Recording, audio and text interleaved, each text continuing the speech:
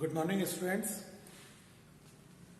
हमने प्रकाशिकी का जो हमारा प्रश्न पत्र है उसमें विवर्तन क्या होता है इसको पिछली क्लास में डिस्कस किया था। बेसिकली किसी शार्प एज पे जो तरंगे मुड़ती है या bending of waves at any sharp edge is known as diffraction, अर्थात तीक्ष्ण धार पर या तीक्ष्ण सिरे पर तरंगों के मुड़ने की घटना को हम विवर्तन कहते हैं। पिछली क्लास में हमने विवर्तन के लिए आवश्यक शर्त क्या है, किन तरंगों में विवर्तन आसानी से प्रेक्षित होता है, और उसके बाद हमने डिस्कस किया था कि प्रकाश का अगर हम विवर्तन की बात करें तो प्रकाश का विवर्तन दो तरह का होता है, फ्रेनेल विवर्तन और फ्राउनहोफर विवर्तन। फ्रेनेल विवर्तन वो है जहां पर स्रोत और स्क्रीन दोनों परिमित दूरी पर है, और जब परिमित दूरी पर है तो जो हमारा वेव फ्रंट है वो सामान्यतः गोलीय अथवा बेलनाकार होगा। आज उसी सीक्वेंस में हमें फ्रेनेल का विवर्तन डिस्कस करना है। तो फ्रेनेल के विवर्तन के लिए हम सबसे पहले एक कंसेप्ट को डिस्कस करेंगे, फ्रेनेल के अर्ध आवर्ती कटिबंध, हाफ पीरियड जोन्स। ये एक ऐसा कंसेप्ट है जिसके बेस पे हम डिफ्रैक्शन, फ्रेनेल के जितने भी डिफ्रैक्शन को हमें पढ़ना है, तो जितने भी एग्जाम्पल्स हैं उन सब में इस कंसेप्ट को हम काम में लेते हैं। बेसिकली फ्रेनेल ने एक इमेजिन किया, उसने कहा जो वेव फ्रंट आता है, क्योंकि हाइगन का बेसिक प्रिंसिपल है कि जो तरंगाग्र है उसका प्रत्येक बिंदु द्वितीयक स्रोत की तरह वर्क करता है। तो फ्रेनेल ने एक अर्धावर्ती कटिबंध की परिकल्पना करी। उसकी अर्धावर्ती कटिबंध की या हाफ पीरियड जोन की परिकल्पना यह है कि मान लीजिए कोई बिंदु P हमारा प्रेक्षण बिंदु है और प्रेक्षण बिंदु से B दूरी पर, मीन्स ये प्रेक्षण बिंदु और इससे B दूरी पर ये एक वेव फ्रंट है। चूंकि वेव फ्रंट का प्रत्येक बिंदु द्वितीयक स्रोत की तरह वर्क करता है तो उसने इस वेव फ्रंट को n भागों में बांट लिया। मीन्स जो वेव फ्रंट है, जिस स्थान पर वेव फ्रंट है, अल्टीमेटली हम उस जगह पे डिवाइड करेंगे जहां पर डिफ्रैक्शन हो रहा है। लेकिन मूलतः अर्धावर्ती कटिबंध समझने के लिए कि मान लीजिए पॉइंट ऑफ ऑब्जर्वेशन है, इससे B दूरी पर हमारा वेव फ्रंट है, इस वेव फ्रंट या तरंगाग्र को उसने हाफ पीरियड जोन्स में बांटा। हाफ पीरियड जोन क्यों कह रहे हैं वो आगे बात करते हैं। उसने ये माना कि बेसिकली ये कॉन्सेंट्रिक सर्किल्स है। अगर मैं इन जोन्स की बात करूं तो ये इस तरह से कॉन्सेंट्रिक सर्किल्स है। अब कॉन्सेंट्रिक सर्किल में ये वाला जो पहला हिस्सा ही है फर्स्ट हाफ पीरियड जोन है। बार बार शब्द आ रहा है हाफ पीरियड जोन या अर्धावर्ती कटिबंध। तो उसका बेसिक रीजन ये है कि जो सेंटर से इसकी दूरी B है, तो पहले अर्धावर्ती कटिबंध की जो एक्सट्रीम है वहां से इसकी दूरी B प्लस λ/2 होगी। ऐसे ही जो दूसरा अर्धावर्ती कटिबंध है, ये दूसरा अर्धावर्ती कटिबंध है। बेसिकली ये एक एनुलर रिंग है। पहली वाली तो कंप्लीटली डिस्क है, लेकिन इसके बाद सेकंड, थर्ड, फोर्थ जितने भी बनेंगे ये सब एक एनुलर रिंग है। अब देखिए ये वाला हिस्सा सेकंड एनुलर रिंग हो गया, ये थर्ड वाला हिस्सा हो गया। तो इस तरह से ये एनुलर रिंग्स है।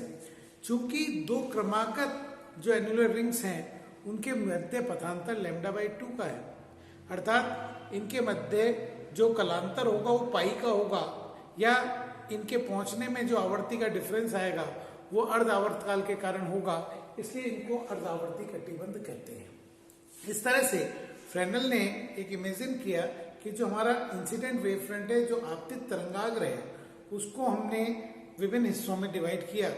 इस तरह से कॉन्सेंट्रिक सर्किल ड्रॉ करे। कॉन्सेंट्रिक सर्किल इस तरह से ड्रॉ करे कि पहले से दूसरे अर्धावर्ती कटिबंध में जो तरंगे हमारे प्रेक्षण बिंदु पर पहुंच रही है, उन तरंगों के मध्य जो पथांतर है वो λ/2 का है, अर्थात कलांतर पाई का है, या हम ये कह सकते हैं कि इनके मध्य जो आवर्तकाल का अंतर आएगा वो T/2 का आएगा, इसलिए इनको अर्धावर्ती कटिबंध कहते हैं। इसके अनुसार अगर मान लीजिए ये सेंटर वाला पोर्शन जो हमारा पहला अर्धावर्ती कटिबंध है, इसकी B दूरी है, तो सेकंड वाले की जो दूरी है, ये जो ये एनुलर रिंग है, इसकी दूरी B प्लस λ/2 हो जाएगी, इससे अगले वाले की B प्लस 3 λ/2 होगी। इसी तरह से nवें अर्धावर्ती कटिबंध की जो तिर्यक दूरी है, P बिंदु से तिर्यक दूरी हो जाएगी B प्लस n λ/2। यहाँ देखने की बात है कि पहले अर्धावर्ती कटिबंध से जैसे हम आगे के अर्धावर्ती कटिबंध पे जाते हैं, एक तो प्रेक्षण बिंदु से उनकी दूरी बढ़ती है, दूसरा उसकी तिर्यकता भी बढ़ती है। यानी इनका जब अब आगे हम बात करेंगे परिणामी की, तो इसमें दोनों का अंतर आएगा। तो एलिमेंट्री लेवल पे अगर बात करें तो फ्रेनेल के अर्धावर्ती कटिबंध क्या है, मूलतः जो हमारा आपतिक तरंगाग्र है उसमें हमने एक कल्पना की, एक इमेजिनेशन की है कि वहां पर कटिबंधों में बात क्या है, जिससे दो क्रमागत कटिबंधों के मध्य, दो क्षेत्रों के मध्य जो कलांतर हो पाई का हो या प्रेक्षण बिंदु से उनकी दूरी में अंतर λ/2 का हो, इनको अर्धावर्ती कटिबंध कहते हैं। अब इन अर्धावर्ती कटिबंध के कंस्ट्रक्शन की बात करें तो बड़ा सिंपल से कि प्रेक्षण बिंदु से बी दूरी, बी के बाद b प्लस λ/2 का एक कॉन्सेंट्रिक सर्किल ड्रॉ कर दिया, फिर b प्लस 2 λ/2, फिर b प्लस 3 λ/2, b प्लस 4 λ/2। यानी हमने कंस्ट्रक्शन के पर्पज से p बिंदु से यहाँ पर कॉन्सेंट्रिक सर्कल्स ड्रॉ कर दिए, और दो कॉन्सेंट्रिक सर्कल्स के बीच का जो एरिया बनता है, जो अपने आप में एक एनुलर रिंग है, वो अपने आप में जोन है या हाफ पीरियड जोन है। इस तरह से यहाँ पे फ्रेनेल के अर्धावर्ती कटिबंध का कंसेप्ट आता है। अब फ्रेनेल के अर्धावर्ती कटिबंध से हमें क्या एडवांटेज मिलना है, तो हम सबसे पहले फ्रेनेल के अर्धावर्ती कटिबंधों की त्रिज्या और इनके क्षेत्रफल की बात करेंगे कि भाई किसी फ्रेनेल के एनवें जो अर्धावर्ती कटिबंध है इसकी त्रिज्या क्या होगी, यानी केंद्र से। तो ये तो हमें पता है कि अगर ये केंद्र है, इसकी दूरी P से B है, तो एनवें अर्धावर्ती कटिबंध की जो तिर्यकता है वो b प्लस n λ/2 होगी। लेकिन अगर इसकी त्रिज्या Rn है तो इस Rn के हिसाब से देखिए, ये दूरी B है, ये b प्लस n λ/2 है और ये Rn है, ये O हो गया, ये P हो गया और ये Mn हो गया। तो Rn कितना होगा, यानी एनवें अर्धावर्ती कटिबंध की त्रिज्या क्या होगी। इस त्रिज्या की गणना के लिए हम इस ट्रायंगल को कंसीडर करते हैं।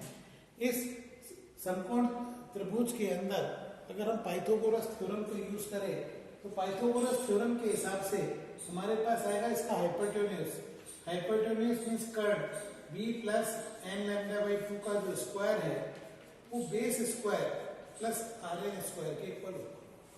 मूलतः हमने गणित के पाइथागोरस थ्योरम को उपयोग में किया है, तो पाइथागोरस थ्योरम का उपयोग करते हैं। तो आप देखिए इसको एक्सपेंड करते हैं तो ये आ जाएगा b स्क्वायर, ये आ जाएगा nb लैम्डा, और मेरे पास आ जाएगा n स्क्वायर λ/2 और यहाँ आ जाएगा b square plus Rn square.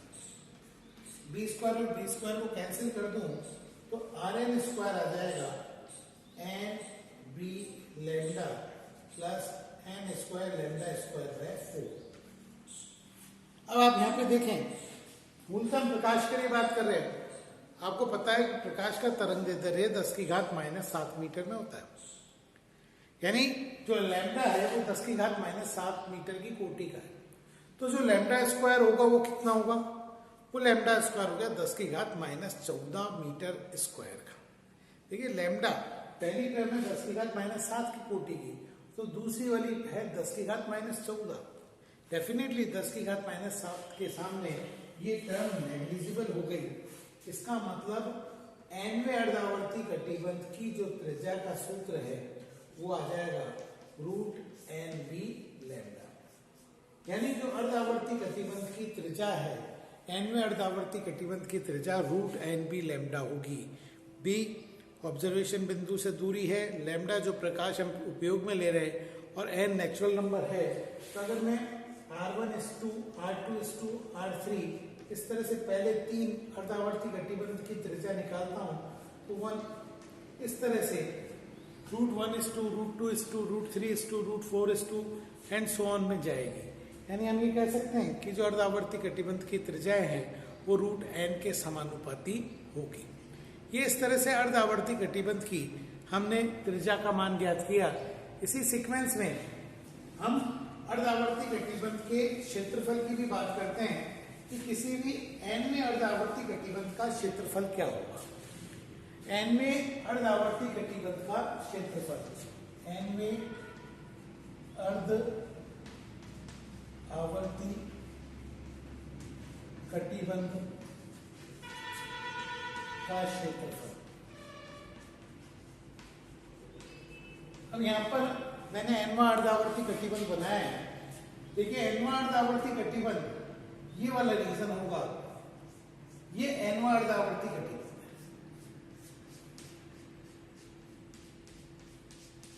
यानी अगर समझना चाहें तो अगर मान लीजिए ये एनवां अर्धावर्ती कटिबंध है और ये इससे अंदर वाले की बात करें, ये Rn-1 है और ये Rn है, तो अगर मुझे ये क्षेत्रफल यानी nवें अर्धावर्ती कटिबंध का क्षेत्रफल ज्ञात करना है तो इस पूरी वलय में से इस वलय का क्षेत्रफल माइनस करता हूं, तो nवें अर्धावर्ती कटिबंध का क्षेत्रफल आ जाएगा पाई Rn square minus pi Rn-1 का स्क्वायर, क्योंकि इसका पूरी त्रिज्या लेगी और अंदर वाले का पार्ट लेके सॉल्व करते हैं तो मेरे पास आ जाएगा।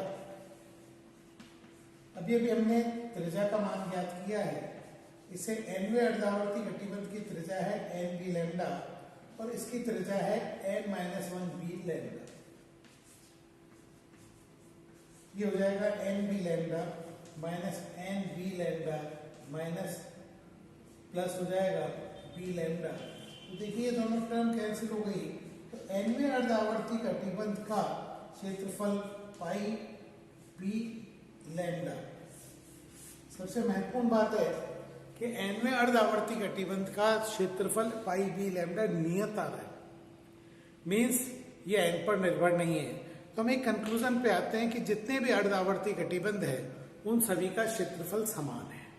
तो अगर हम बेसिक अभी तक के छोटे से पार्ट से कंक्लूड करें तो बेसिकली अर्धावर्ती कटिबंध एक काल्पनिक कटिबंध है या क्षेत्र है जिनके अनुसार प्रेक्षण बिंदु पर दो क्रमागत कटिबंधों के मध्य आने वाली तरंगों के मध्य λ/2 का पथांतर होता है अथवा पाई का कलांतर होता है। दूसरी बात, इन अर्धावर्ती कटिबंध की अगर बात करें तो ये प्रेक्षण बिंदु से सकेंद्रीय वृत्त द्वारा बनाए जाते हैं, यानी पहला अर्धावर्ती कटिबंध तो वृत्ताकार है या डिस्क है, लेकिन बाकी सब एनुलर रिंग्स हैं। इन सब में अगर किसी तरंगाग्र के केंद्र से त्रिज्या की बात करें तो nवें अर्धावर्ती कटिबंध की त्रिज्या √nb लैम्डा है, अर्थात √n पर निर्भर करती है। लेकिन जब हम सभी अर्धावर्ती कटिबंधों के क्षेत्रफल की बात करें तो इन सभी अर्धावर्ती कटिबंधों का क्षेत्रफल समान है, यानी इनका एरिया समान है, पहला हो या 10वां हो, सभी का क्षेत्रफल समान है। वैसे हमने आज अर्धावर्ती कटिबंध क्या होता है, त्रिज्या और क्षेत्रफल की बात की है। अगली कक्षा के अंदर हम अर्धावर्ती कटिबंधों के कारण अगर परिणामी क्या होगा उसको डिस्कस करेंगे और उसके बाद फ्रेनेल विवर्तन के कुछ उदाहरणों की तरफ चलेंगे। Thank you.